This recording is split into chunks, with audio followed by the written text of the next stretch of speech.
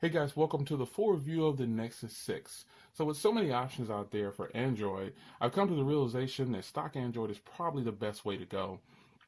Um, and I say that because stock Android is just that, stock. No overlays, no added bloatware, just plain old stock Android, which is extremely fluid, and you won't have any, if any, some maybe a few hiccups here and there, but overall the experience will be at about 99% as far as an Android experience goes.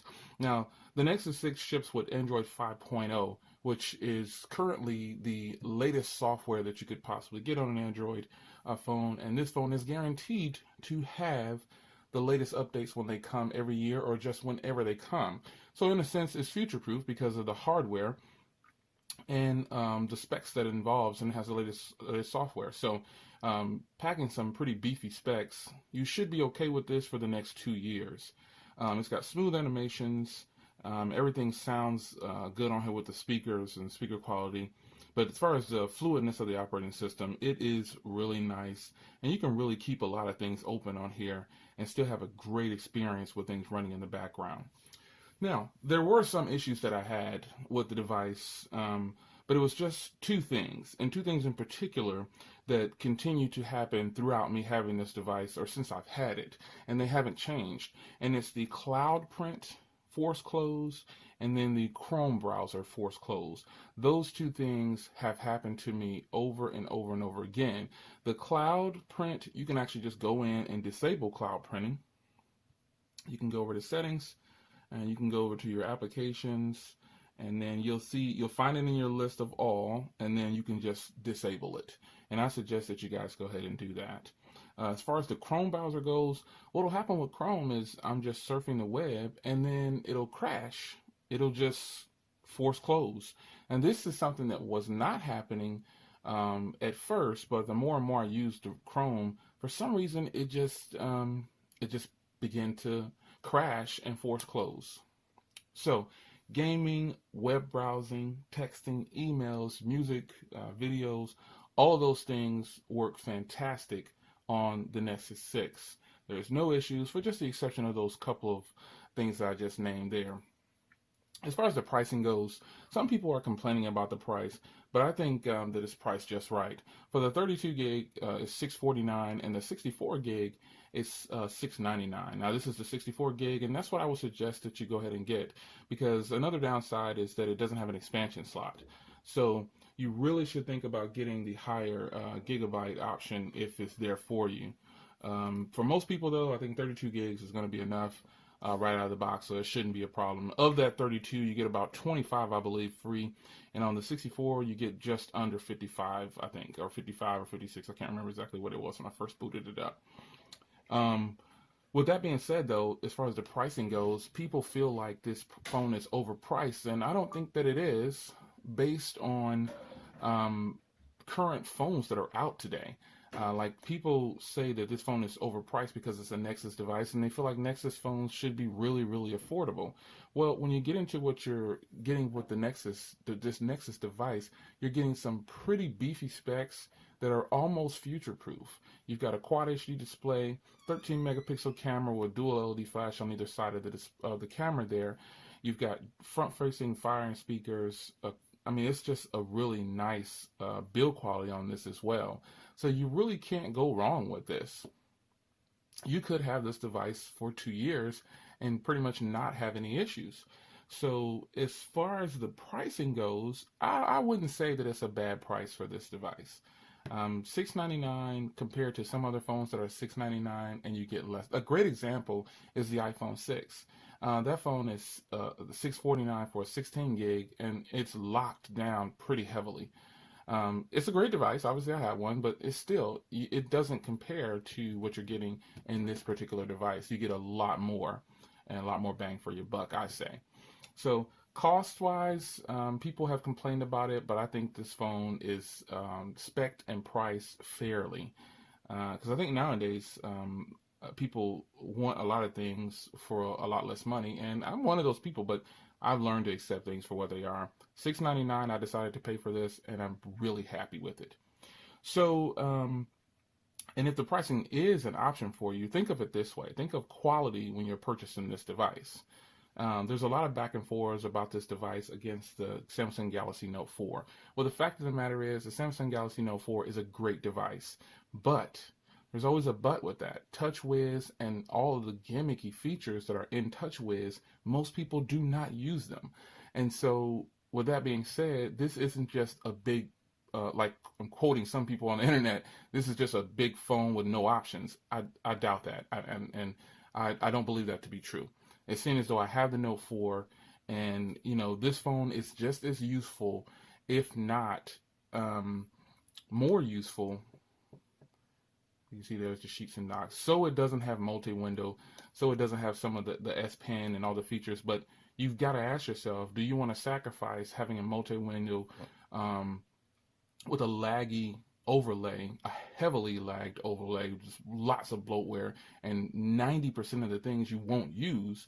Or would you just rather have a smooth stock experience that is going to get every update as soon as it's released? You can make the call on that. Like my background. But with this one, you're getting a 5.9-inch Quad HD display. The turbocharging is amazing on here. The front-firing speakers are just beautiful, sound crisp, clear. Everything about this phone is really nice. So there's plenty of options to purchase this phone. You can get it through Motorola now. Definitely can get it through Google Play if they're ever in stock, same thing with Motorola. Or you can go ahead and get it through a carrier. Now, getting it through a carrier to me is going to be the best way to do it.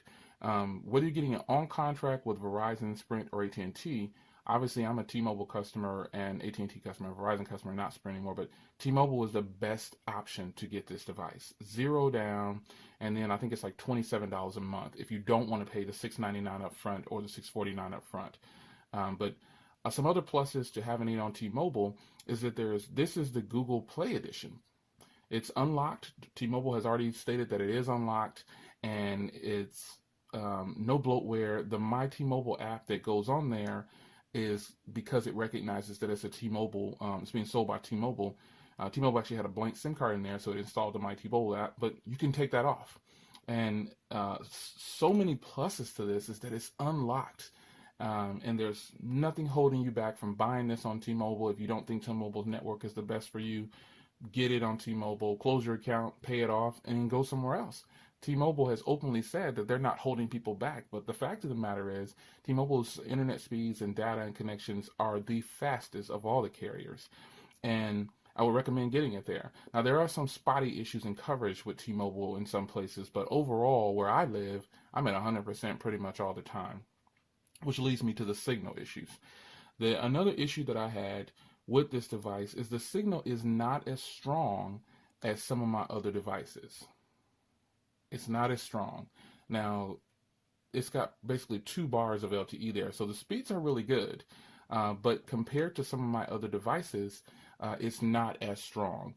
No drop calls or anything, but the signal is just not as strong. Wi-Fi, though, superior. It's really good. The overall experience and performance with the Nexus 6 on T-Mobile has been phenomenal with me. And then I pair it with my watch, and it's just a full-blown stock experience, beautiful experience for Android. So, pros and cons on the Nexus 6. Some of the pros I came up with were the screen. The screen is a Quad HD display, 5.96 inches. It's beautiful. The front-firing speakers are beautiful. Crisp, clear sound. Build quality on this thing is beyond mind-blowing. It is just phenomenal.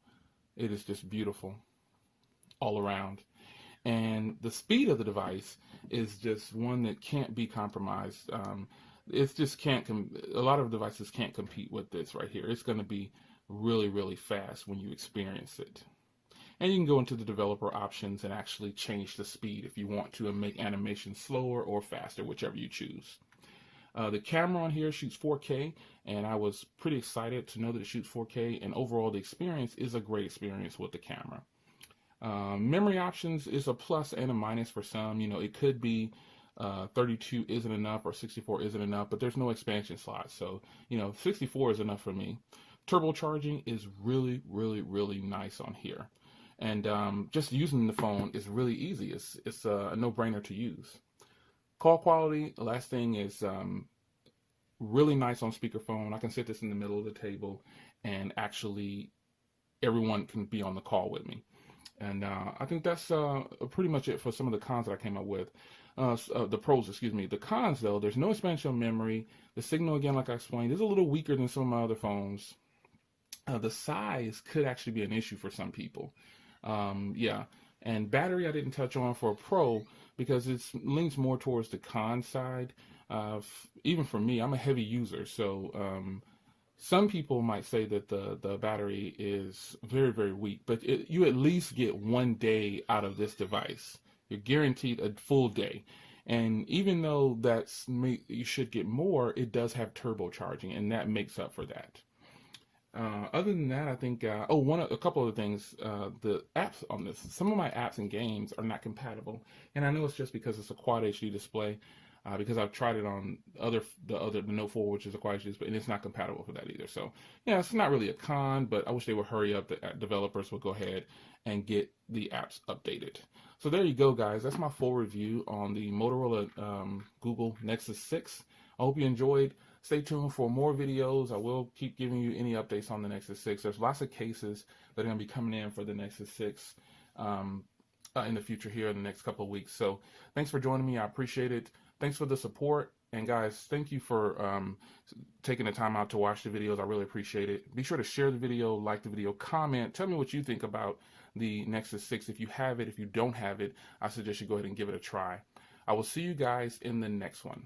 Take care, guys. Rate, subscribe, share, like. See you guys later.